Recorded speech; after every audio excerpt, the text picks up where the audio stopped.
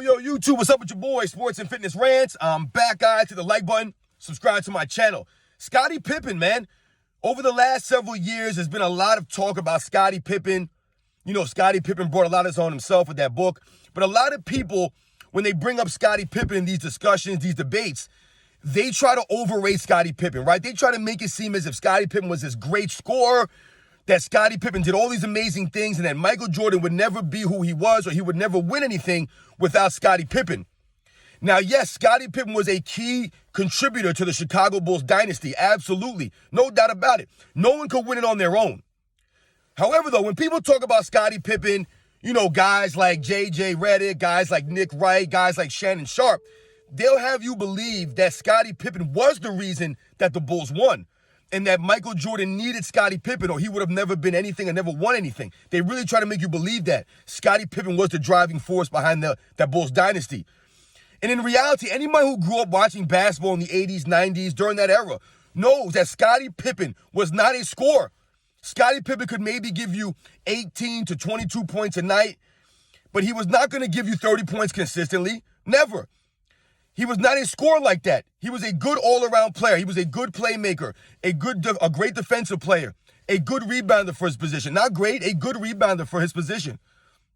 But he was not a great scorer, all right? He didn't shoot the ball that well. He wasn't a great shooter. And, you know, he didn't have great handle. He didn't have the lateral quickness like a Michael Jordan did, let's say. And when you look at the numbers, you dig into the numbers of a Scottie Pippen, you'll realize that he was nowhere near a scorer compared to the other players of that era. Other players, such as a Clifford Robinson, for example. You probably didn't know that Clifford Robinson has more 30-point games than Scottie Pippen. You may even know who Clifford Robinson is. I know who Clifford Robinson is. People who watch basketball in that era know who Clifford Robinson is. But Clifford Robinson is never mentioned as an elite scorer or a great scorer, and yet he has way more 30-point games than Scottie Pippen does. And other players that you may not know have more 30-point games than Scottie Pippen, Xavier McDaniel, the X-Man. Do you guys know who Xavier McDaniel is? A lot of people who grew up watching 80s and 90s basketball know who the X-Man is.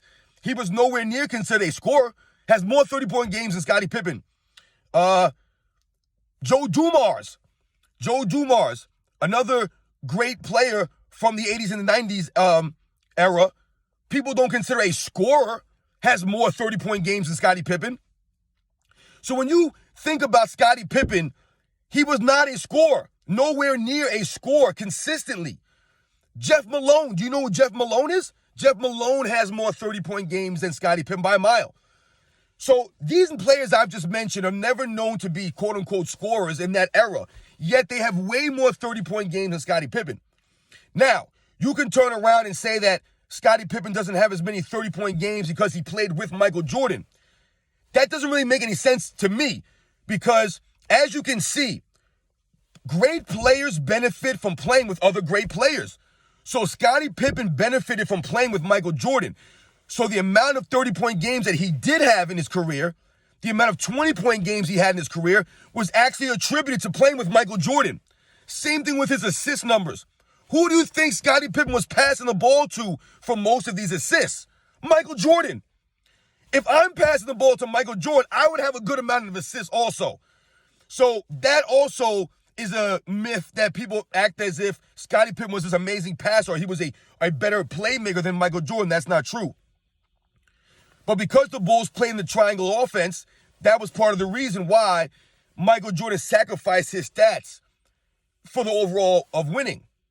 So don't believe the hype when people try to tell you this about Scottie Pippen and he was this great player or he was better than he really was. Scottie Pippen was a great player, but he was nowhere near Michael Jordan. Nowhere near Michael Jordan, all right?